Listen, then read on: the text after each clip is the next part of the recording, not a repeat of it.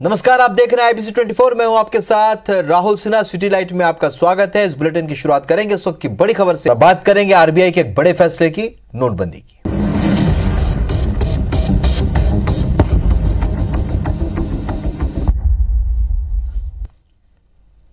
भारतीय reserve bank ने 2000 रुपए के नोट वापस लेने का ऐलान किया है। हालांकि बाजार में मौजूद 2000 के नोट फिलहाल चलन में रहेंगे। आरबीआई ने देश के बैंकों को सलाह दी है कि वो अब 2000 रुपए के नए नोट ग्राहकों को जारी करना बंद कर दें। क्लीन नोट पॉलिसी के तहत रिजर्व बैंक ने यह फैसला लिया है। 30 सितंबर 2023 तक 2000 रुपए के नोटों को बैंक में जमा कराया जा सकता है। 23 मई से 30 सितंबर 2023 तक बैंक में 2000 के नोट बदले जा सकते हैं। नोट बदलने की सीमा 20,000 रुपए तक की होगी, यानी कि एक बार में 20,000 रुपए तक के नोट बदले जा सकेंगे। आपको बता दें कि रिजर्व बैंक ने साल 2016 में नोटबंदी के बाद 2000 के नोट जारी किए थे और अब इन्हीं नोटों को मार्केट से वापस लिया जाएगा। बढ़ते आगे, बीजापुर से इस वक्त एक बड़ी खबर मिल रही है, जहां पर एक नक्सली को गिरफ्तार किया गया है। नक्सली मिलिशिया का डिप्टी कमांडर अरेस्ट किया गया है। तेलंगाना भद्राचलम पुलिस ने चेरला में उसे गिरफ्तार किया। बड़ी खबर आपको बता रहे हैं, बीजापुर से एक नक्सली को गिरफ्तार किया गया है। नक्सली मिलिशिया का डिप्टी कमांडर अरेस्ट हुआ है। तेलंगाना भद्राचलम पुलिस ने चेरला में उसे गिरफ्तार किया।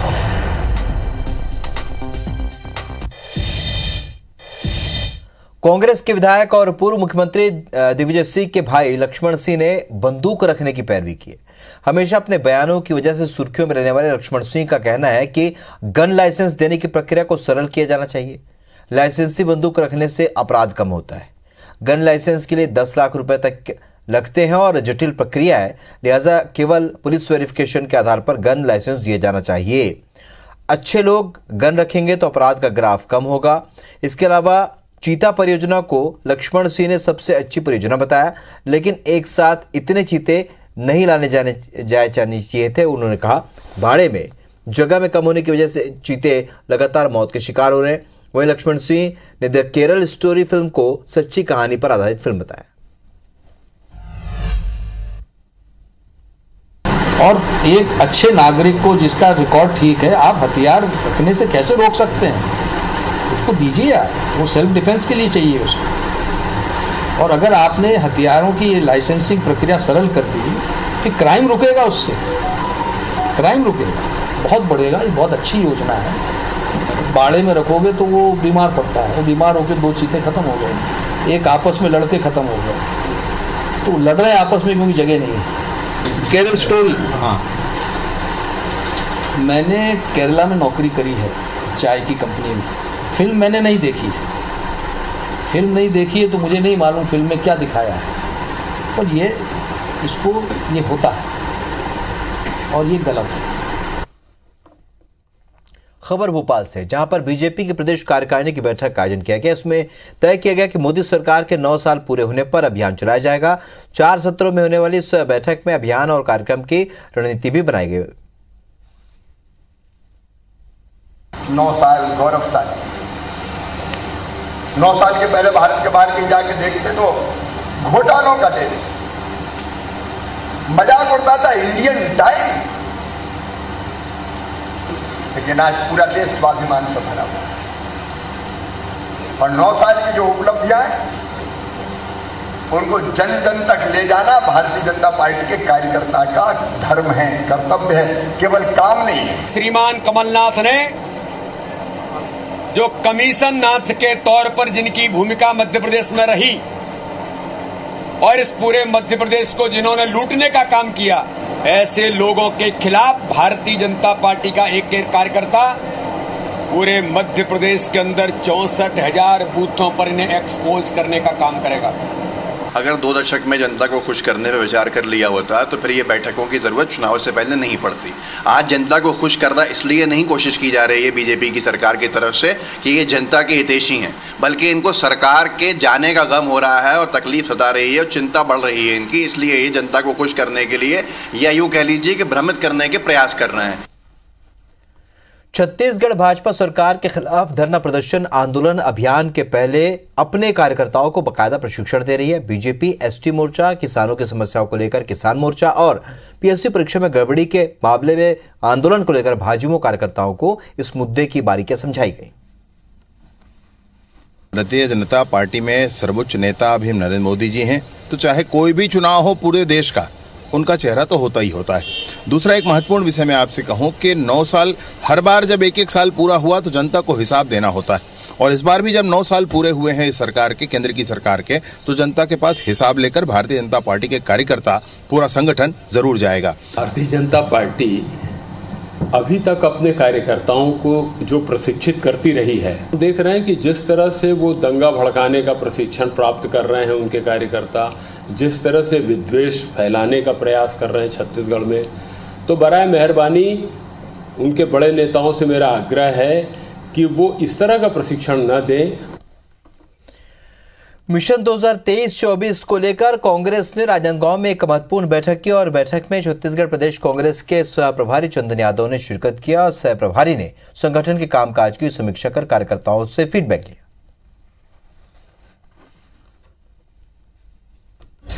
भी जो फीडबैक आ रही है, सभी हमारे विधायक उस योजना को जमीन पर लाने का प्रयास कर रहे हैं, लेकिन हमारी कोशिश, हमारे एमएलए की, सरकार की, हमारे कार्यकर्ता की, संगठन की कोशिश है कि हम हर एक उस व्यक्ति तक जरूर पहुंचे जो थोड़ा बहुत हमारे लिए ना खुश है, या उसको हम भी पहुंचने का प्रयास करें, तो उस पर भी चर्चा होगी।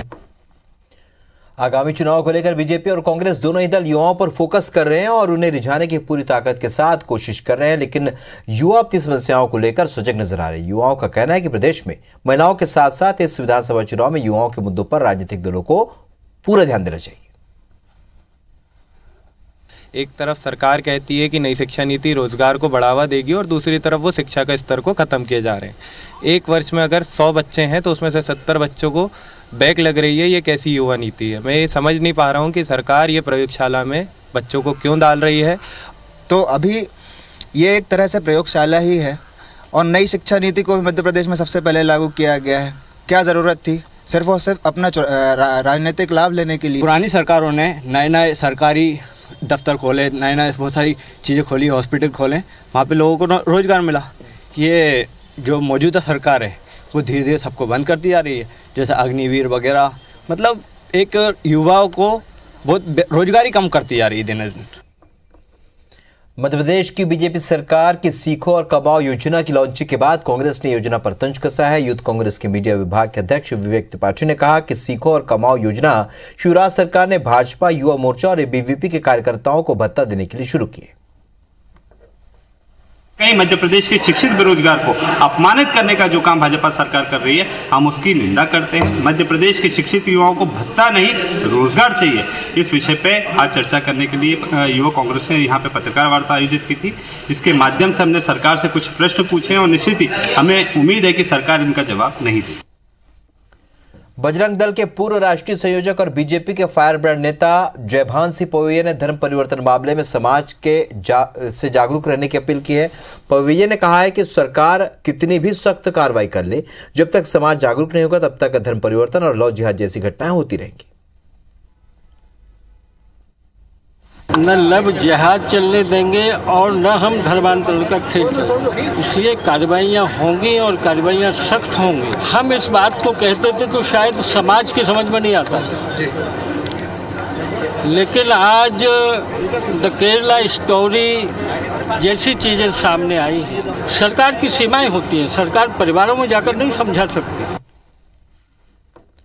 छत्तीसगढ़ फार्मेसी काउंसिल में फर्जी दस्तावेज के जरिए रजिस्ट्रेशन कराने का विवाद फिर से खुल गया है। सरकार के आदेश के बाद अब तक पंजीयन हुए सभी फार्मासिस्टों के प्रमाण पत्रों की दोबारा जांच होगी, जिन्होंने फर्जी सर्टिफिकेट या फिर बिना योग्यता के पंजीयन कराया है।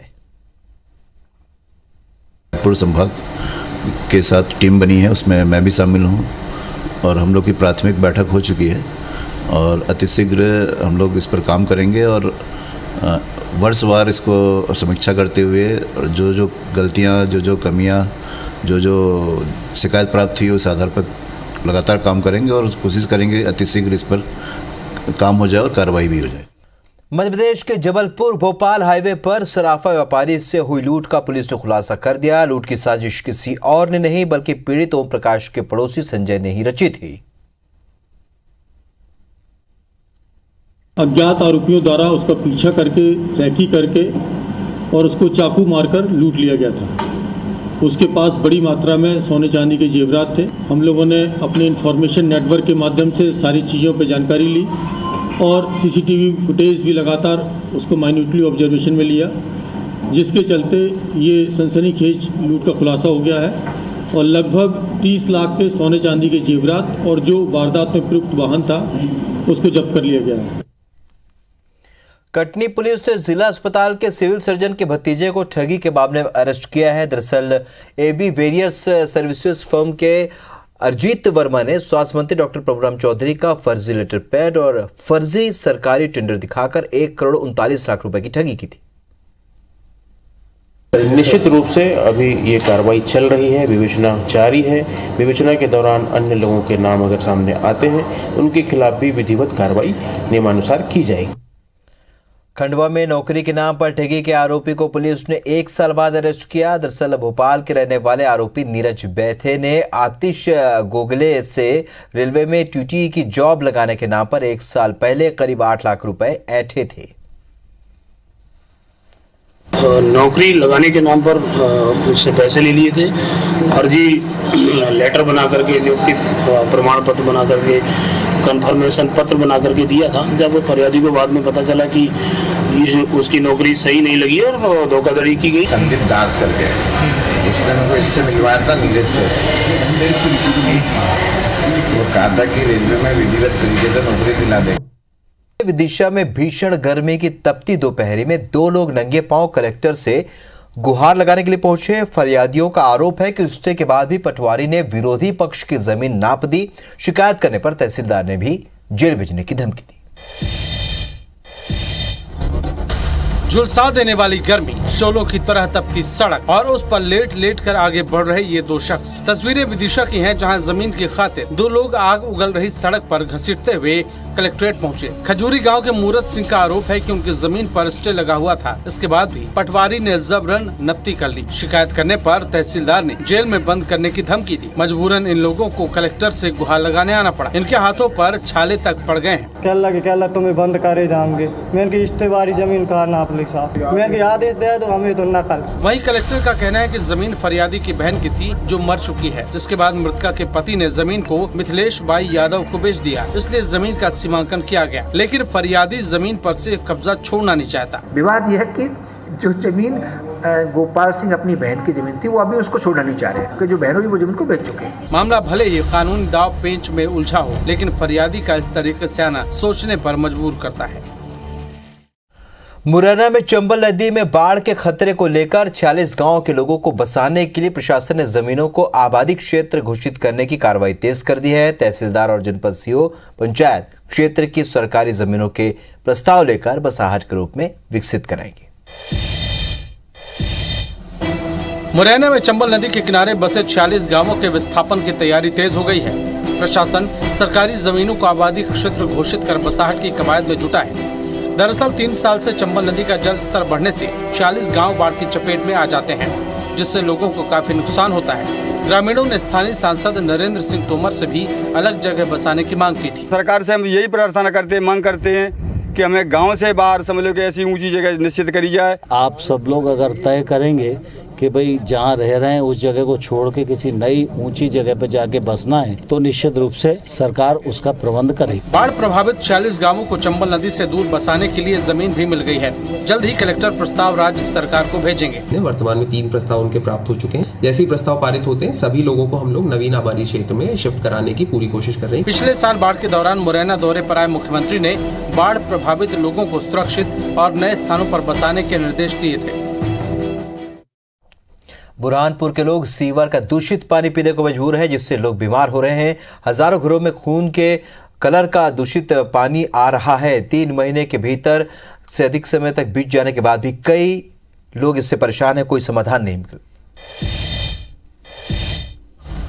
बुरहानपुर नगर निगम लोगों को शुद्ध पेयजल की जगह सीवर का पानी सप्लाई कर रहा है। पिछले 3 महीने से शहर के कई वार्डों में नलों से लाल रंग का दूषित पानी आ रहा है, जिसे पीना तो दूर, इस पानी का इस्तेमाल नहाने और कपड़े धोने में भी नहीं हो रहा है। नगर निगम की मुख्य पाइपलाइन से सप्लाई हो रहे इस पानी के चलते लोग बीमार भी हो रहे हैं। गुस्साए लोगों ने आंदोलन की चेतावनी दी है। वो तो हम लोग कपड़ा जब साफ कपड़े में पानी लेके छानते हैं तब पता चलता है कि इस पानी में कितने बारीक कीड़े हैं। गंदा पानी पीने के लिए आम जनता मजबूर है। कम से कम 1000 लोग प्रभावित हो रहे हैं। लोगों के गुस्से को देखते हुए नगर निगम ने पाइपलाइन की जांच तो शुरू की, लेकिन समस्या जस की तस बनी हुई है। बीमार भी हो रहे हैं, अतिसार की बीमारी से, उल्टी दस्त, बच्चे परेशान है उससे। डॉक्टरों के यहाँ जैसे अभी डॉक्टर ये बाजू में डॉक्टर है, इनके यहाँ इतनी भीड़ लगी रहती है। नल ऐसे हैं जिनसे कहीं कंटेमिनेट हो रही है लाइन, उन सबको बंद कर रहे हैं। इसमें काफी हद तक सफलता भी मिली है। सवाल यह है कि दूषित पानी पीकर अगर किसी की जान गई तो उसका जिम्मेदार कौन होगा। मुरैना जिले कारोबारियों के लिए एक अच्छी खबर है। प्रशासन की पहल पर मुरैना के कालीन को रिलायंस कंपनी खरीदेगी। अब डायरेक्ट रिलायंस और अमेजन कंपनियों को अपनी कालीन भी ये बेच सकेंगे, जिससे कालीन व्यापारियों को काफी फायदा होगा और ये पैसा उनकी ईपीएफओ के खाते में जाएगा। माल को सीधे एंड रिलायंस जैसे बड़े ग्रुप को बेचेंगे तो बीच के बिचौलिया जो अपना प्रॉफिट कमा के और फिर एंड यूजर तक पहुंचाते थे, वो वाली चेन में कमी आएगी। तो सीधे अपने माल का इनको बेहतर दाम इसमें मिलेगा। समूह की और प्रति सदस्य की इनकम में वृद्धि होगी और जो बिचौलियों या दलाल वाला जो काम है वह निश्चित रूप से कम होगा, या हम बोल सकते हैं कि खत्म होगा, क्योंकि इसकी ऊपर सप्लाई नहीं है और ना हमारा कोई मंडियों से जुड़ा हुआ है। इस समय अब तक जो माल दिया है सब बीच के आदमियों को दिया, मतलब हमने डायरेक्ट किसी को नहीं बेचा अभी तक डायरेक्ट माल नहीं बेचा। हम लोग जो काम चल रहा है इसको बना रहे हैं और इस काम में हमें फायदा तो कुछ नहीं है, पर हमारी मजबूरी है इसलिए करते हैं। मजदूरी पूरी नहीं मिल पाती। क्यों? घाटा रहता है। सुबह 7 बजे से बैठते हैं, शाम को 6 बजे उठते हैं। नेशनल एसोसिएशन ऑफ रियल्टर्स की ओर से देश का सबसे बड़ा रियल एस्टेट सिटी कन्वेंशन 25 मई को इंदौर के ब्रिलियंट कन्वेंशन सेंटर में आयोजित होगा और इस इवेंट में रियल एस्टेट से जुड़े देश के जाने माने एसोसिएशन और पदाधिकारी शामिल होंगे। तो इस दौरान कई विषयों पर यहां पर चर्चा की जाएगी, किस तरीके से रियल एस्टेट में इन्वेस्ट किया जाए। Association of real estates chairman Shailesh Garg ने बताया कि इंदौर में इस तरह का ये पहला इवेंट होगा और इसके पहले देश के अलग अलग शहरों में 13 इवेंट आयोजित किए गए हैं। इसमें 2 मोटिवेशनल सेशन होंगे, एक स्पिरिचुअल होगा और एक हमारा बिजनेस कोच आ रहे हैं वो करेंगे। वो सेशन हमारे दोनों जोरदार होंगे। केंद्र के अटल अमृत योजना को लेकर ग्वालियर शहर में लगातार सवाल उठ रहे थे और निगम के अधिकारियों पर योजना में बड़े स्तर पर करप्शन के आरोपों से योजना सवालों के घेरे में थी। शुक्रवार को नगर निगम परिषद की बैठक में अमृत योजना फेज 1 को लेकर जमकर हंगामा हुआ। कांग्रेस पार्षदों ने यहां तक आरोप लगा दिया कि इस घोटाले में निगम पीएचई के अधिकारियों के साथ राज्य सरकार के मंत्रियों और केंद्र के मंत्रियों का योजना से जुड़े अधिकारियों को संरक्षण प्राप्त है। ने कहा है कि अमृत के कार्यों में जो पानी और सीवर में जो अधूरे कार्य हैं, कार्य पूरे नहीं हुए हैं और अनियमितताएं हुई हैं, इसकी जांच के लिए सदन एक कमेटी बनाई और सभी सर्वसम्मति से सभी सदस्य के सदस्यों ने ये बात रखी कि इस कमेटी बनाने के लिए अध्यक्ष को अधिकृत किया जाता है। सभी लोग बार बार यही बात कर रहे हैं, भ्रष्टाचार हुआ है, अमृत को लेकर भ्रष्टाचार हुआ है, कई मुद्दों को लेकर भ्रष्टाचार हुआ है, करोड़ों रुपए का भ्रष्टाचार हुआ है। तो मैं इनसे पूछना चाहता हूं कि करोड़ों रुपए का भ्रष्टाचार ये अधिकारियों ने तो किया नहीं होगा, इनको कहीं ना कहीं संरक्षक मिलेगा। इनको संरक्षक मिल रहा है केंद्र सरकार का, राज्य सरकार के कुछ मंत्री इसमें इन्वॉल्व हैं। यही मैंने मुद्दा उठाया, विपक्ष सुनने को तैयार नहीं है। अमृत योजना में बड़े बड़े वादे किए गए थे कि 9 मीटर तक एक घर 24 घंटे 7 दिन हम पानी देंगे, लेकिन पानी की समस्या सभी वार्डों में है। तो जो चर्चा हो रही थी उसमें आया था, तो हमारा तो यही कहना है कि अमृत योजना का जब काम चल रहा था तब पार्षद नहीं थी, प्रशासक कार्यकाल था और सरकार थी, सरकार में मंत्री थे, विधायक थे, उनको निगरानी रखनी चाहिए थी। छत्तीसगढ़ में दोपहिया वाहनों के बिक्री में लगातार कमी आ रही है। Federation of automobile dealers association की ओर से जारी रिपोर्ट के मुताबिक साल 2017-18 में पूरे ऑटोमोबाइल मार्केट में दोपहिया वाहनों का मार्केट शेयर लगभग 78% रहा। से मांग करी है कि जीएसटी जो कि ऑटोमोबाइल पे 28% लगता है, वो टू व्हीलर पे इसको 28 से घटा के 18% कर दिया जाए।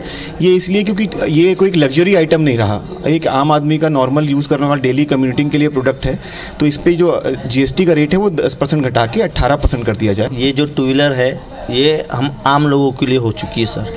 हम लोग इसको चला के अपना आनंद लेते हैं बस, परंतु हमको ये नहीं पता कि इसका टैक्स 28% है। ये मिनिमम इसका टैक्स हमको बहुत ज़्यादा हो रहा है सर। तो इसकी हम सरकार से विनती करते हैं कि इसका टैक्स थोड़ा कम से कम किया जाए। 60,000 के आसपास का बजट लेके आया था, लेकिन गाड़ी का यहाँ प्राइस सुना तो 1 लाख के ऊपर है। और मेरे को शोरूम में पूछा कि कितना टैक्स है, तो बताया कि 28% है। तो मेरे सरकार से यही रहेगा कि इसको टैक्स को कम किया जाए, 18% के आसपास लाया जाए। पन्ना के रायपुरा थाने में पुलिसकर्मियों ने प्रेमी जोड़े की शादी कराई और इस शादी में पुलिसकर्मी खुद भी बाराती बनकर आए। लड़की विश्वकर्मा और लड़का चौधरी समाज से होने के कारण परिवार वाले शादी के लिए राजी नहीं थे। परेशान प्रेमी जोड़ा रायपुरा थाने पहुंचा और अपने बालिग होने के साथ शादी कराने की बात कही। तो इस मामले को गंभीरता से लेते हुए थाना प्रभारी रायपुरा सुधीर बेगी ने दोनों युवक युवती को समझाइश दी और प्रतीकात्मक रूप से दोनों ने एक दूसरे को थाने में माला पहनाई। बाद में उन्हें समझाइश दी कि आप वैधानिक रूप से विवाह करें और दोनों के घर वाले से मिलकर थाना प्रभारी ने उन्हें आवश्यक समझाइश दी। किसी भी प्रकार की सुरक्षा की आवश्यकता होने पर उन्हें सुरक्षा उपलब्ध कराई जाएगी। रसीले आम का सीजन चल रहा है और हर कोई आम के स्वाद को चख भी रहा है, लेकिन इंदौर में आम प्रेमियों के लिए खुश करने वाली खबर है।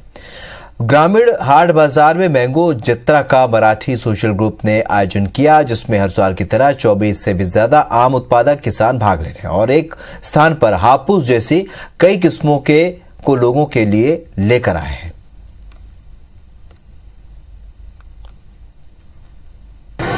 गर्मी का मौसम आ गया है। गर्मी का मौसम आते ही लोगों में उत्साह जो है फलों के प्रति वो ज्यादा बढ़ जाता है और इसी बीच स्वाद के शहर इंदौर में एक बार फिर से मैंगो जत्रा लगा है। और यहाँ पर जो हाट बाजार है वहाँ पर मैंगो जत्रा लगा है। मैं आपको बता दूं, मैंगो जत्रे में सिर्फ और सिर्फ अल्फांसो यहाँ पर आए हैं, लेकिन बहुत ही सारी जगहों से आए हैं और हर अल्फांसो में एक अलग बात है। कैसे है, क्या है, वो हम इन्हीं व्यापारियों से बात करेंगे और जानेंगे। पहले हम कुछ ग्राहकों से बात करना चाहेंगे कि कैसे उन लोगों को इस जत्रे का जो है वो वेट रहता है, इंतजार रहता है, यहाँ पर पहुंचते हैं और अलग अलग प्रकार के जो आम हैं उसकी खरीदारी करते हैं। क्यों मंडी छोड़ के ये लोग इस जत्रे में आते हैं? सर, आपसे मैं बात करना चाहूंगी, आज आप यहाँ पर आए हैं, आज यहाँ पर जत्रा लगा है, किस टाइम से आप इसका वेट कर रहे हैं? हम लोग तो यहाँ कम से कम 3-4 साल से कंटिन्यूस आते हैं। कैसे आम आप लोगों को यहाँ पर देखने को? ओरिजिनल आम मिलता है। तो यहाँ पर ओरिजिनल आम मिलते हैं जिसको लेकर लोग यहाँ पर लेने पहुँचते हैं। यहाँ पर हमारे साथ यहाँ के व्यापारी भी हैं, हम उनसे भी पूछेंगे। सर, आप कितने सालों से यहाँ पर अपना स्टॉल लगा रहे हैं? मैं यहाँ 2 सालों से स्टॉल लगा रहा हूँ। आप किधर से आए हैं? मैं यहाँ हुर्शी, देवगढ़, सिंधुदुर्ग, महाराष्ट्र। तो आप महाराष्ट्र से आए हैं। अगर मैं आपसे पूछूं कि आप कितने डजन आम लेकर आए हैं तो आप क्या बताएंगे? क्योंकि आपकी पूरी शॉप जो है वो अल्फांसो से भरी हुई है। हाँ। तो 5 डजन की एक पेटी होती है, मैंने 90 पेटी लाया है, लगभग 450 डजन होता है। मैम, आप यहाँ पर आमों की खरीदारी करने आए हैं, आपको कैसा लग रहा है? कितने प्रकार के आम आपको देखने को मिल रहे हैं? काफ़ी तरह के आम हैं, अच्छे देवगढ़ के हैं, सोनपुर के हैं, बढ़िया बढ़िया आम है। आप मंडी को छोड़कर यहाँ पर आम खरीदने आए हैं, उसकी कुछ खास वजह? हाँ, ये डायरेक्ट डीलर से हमको मिलते हैं और सही रेट पे मिलते हैं। क्या बात है। तो सही रेट पर मिलते हैं, डायरेक्ट डीलर से मिलते हैं। कहने का मतलब यही है कि इंदौर जो है वो कहीं भी पीछे नहीं है, चाहे वो आमों की बात हो, सब्जियों की बात हो या फिर सराफा या छप्पन की बात हो। तो यहाँ पर हमने देखा कि किस तरह से मैंगो जत्रे में लोग पहुंच रहे हैं और साल भर के इंतजार के बाद उन लोगों को ये जो जत्रा है वो घूमने को मिल रहा है। कैमरा पर्सन नंदन सिंह पवार के साथ मैं निहारिका शर्मा, IBC 24 इंदौर। आरबीआई ने मार्केट से 2000 के नोट वापस लेने का निर्णय लिया है। हालांकि ये अभी लीगल टेंडर रहेगा और लोग बैंकों में इसे सितंबर तक जमा करा सकते हैं या फिर एक्सचेंज भी करा सकते हैं। हमारे संवाददाता स्टार जैन ने व्यापारी वर्ग से आरबीआई के इस फैसले को लेकर बात की। आरबीआई ने 2000 रुपए के नोट को विड्रॉ करने का निर्णय लिया है और इसका टाइम लिमिट दिया कि आम लोग सितंबर तक इस नोटों को अपने खाते में जमा कर सकते हैं या फिर बैंकों में जाके एक्सचेंज कर सकते हैं। ये लीगल टेंडर अभी भी है, मतलब 2000 रुपए के नोट से लेन देन जारी रहेगा। और हमारे साथ व्यापार वर्ग के लोग जुड़े हुए हैं, उनसे बातचीत करते हैं कि वो क्या कहेंगे और क्या कहते हैं इस निर्णय को लेकर। बताइए क्या लगता है, अब इस निर्णय से क्या कुछ कहना चाहेंगे? देखिए, सबसे पहले तो ये चीज़ है कि आज की तारीख में भी ये लीगल टेंडर है, मार्केट में इसका प्रचलन है और ये चलेगा। और अगर एक दुकानदार के हैसियत से बोलूं तो किसी भी गवर्नमेंट के प्रचलन के नोट को कोई दुकानदार मना कर नहीं सकता, इसलिए लेन देन में जारी रहेगा। रही बात इसको 30 सितंबर के बाद जो है गवर्नमेंट बोल रही है प्रचलन में नहीं रहेगा, तो जो भी पैसा आएगा वो 30 सितंबर तक के बैंकों में जमा करना है। और बैंकों का तो ऑलरेडी व्यापारी वर्ग है, उसमें वो जमा कर सकता है। इसलिए कोई यानी जो मेरे हिसाब से इसमें पैनिक होने की जरूरत नहीं है। आज आरबीआई की गाइडलाइन के हिसाब से जो आज की स्थिति है, ज़्यादा पैनिक होने की जरूरत नहीं है। क्या लगता है निर्णय क्यों लिया गया होगा या क्या कुछ कहेंगे व्यवस्थाओं को लेकर, क्या लगता है आपको? नहीं, मैं भाई साहब से कुछ बातों में सहमत हूँ कि भाई पैसा तो जमा किया जाएगा, लीगल टेंडर तो रहेगा, लेकिन भय का वातावरण तो निर्मित हो गया है और कस्टमर्स डरते हैं। अब यहाँ कस्टमर अगर जैसे मेरा रेस्टोरेंट बिजनेस है, मैं जनरल सेक्रेटरी हूँ रेस्टोरेंट कैफे एसोसिएशन में, अब 2000 का नोट कोई कस्टमर देगा तो जनरली हम लोग सोचेंगे भाई नहीं ये नोट बंद हो गया, आप मत दीजिए, दूसरा नोट दे दीजिए। इस तरह के जो कॉन्फ्लिक्ट होने के चांसेस हैं ये बहुत बढ़ जाएंगे। हम एक्सेप्ट करना नोट बंद कर देंगे क्योंकि बैंक में जमा करने में फिर सब देनी पड़ेगी, कितनी कैश कैसे आई, कैसे जमा हो रहा है। जो रूटीन में प्रोसेस में तो नोट हमारे पास 30-35 नोट होंगे, वो तो कहीं नहीं जाएंगे, बैंक में जमा हो जाएंगे। मैं जान रहा हूँ 1 रुपये हमारा वेस्ट नहीं होगा, लेकिन चलन में आने से तो अब दिक्कत आएगी। जो भाई साहब बोल रहे लेने में लोगों को हिचकिचाहट तो होगी, वो वातावरण तो मार्केट का खराब होगा, ये तय है बिल्कुल। मतलब क्या लगता है, क्या कहेंगे आप बताइए?